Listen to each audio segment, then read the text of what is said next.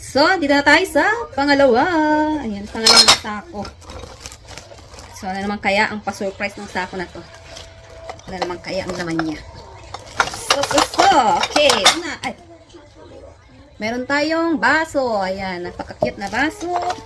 Ito, hindi ko lang kung baso ba to, lagay ng asukal, kape, ganyan. Baka may takip siya. Ito, oh, ito may takip. Parang ganito nga siya. Ayan, oh. Ito maliit. Ito yung lagay ng kape. Ito siguro yung lagay ng asukal. And then, plato. Ayan, puting plato. Yung cute naman ng platito na to. Ayan. Ayan siya. Oh, ganda. Meron siyang kasama. Ayan, brown. Ito black. Tapos ito brown. Meron pa pala. Ayan, another brown.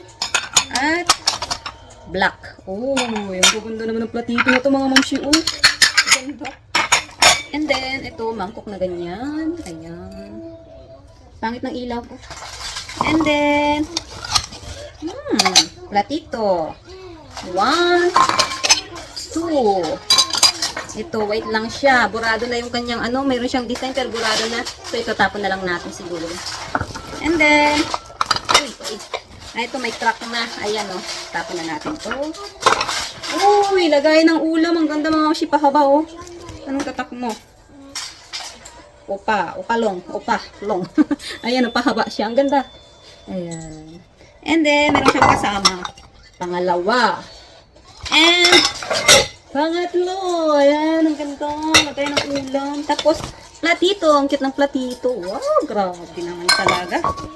Ito yung kanina, parang ganito siya. Kasuburado yung kanyang design. Ganito yung design niya, mga mamsi. Ayan. Ito, kasuburado. Ayan o, pares niya. Pero burado siya. Ito, meron pa yung ano niya, mga design niya. Okay na okay pa siya. So, ito, keep natin. And then, uy, dalawa. Magkaibang kulay.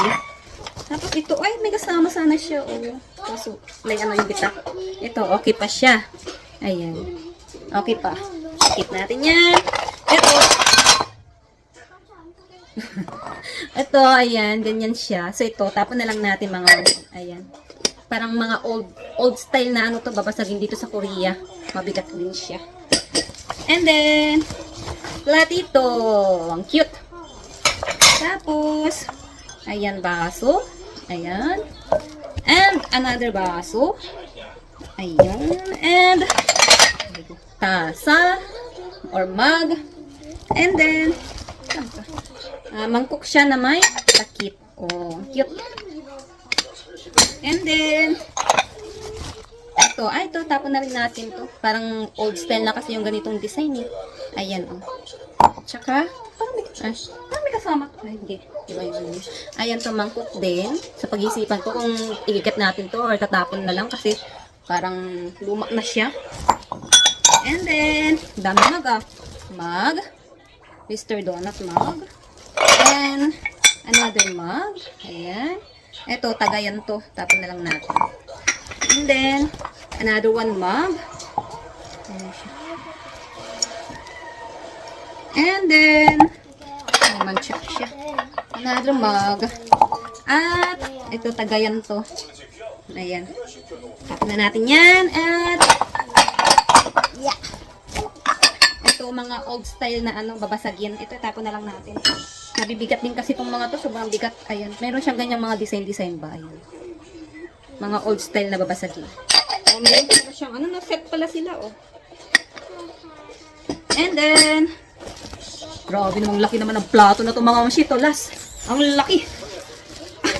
Hindi ko masya. Grabe namang laki naman ng plato na to, oh. Grabe. Lagayan ng panghanda na to, eh. Ang laki. Ayun, may design siyang ganyan, oh. Parang bell. Ang ganda. At ang laki. So, ayan ang laman ng pangalawang sako.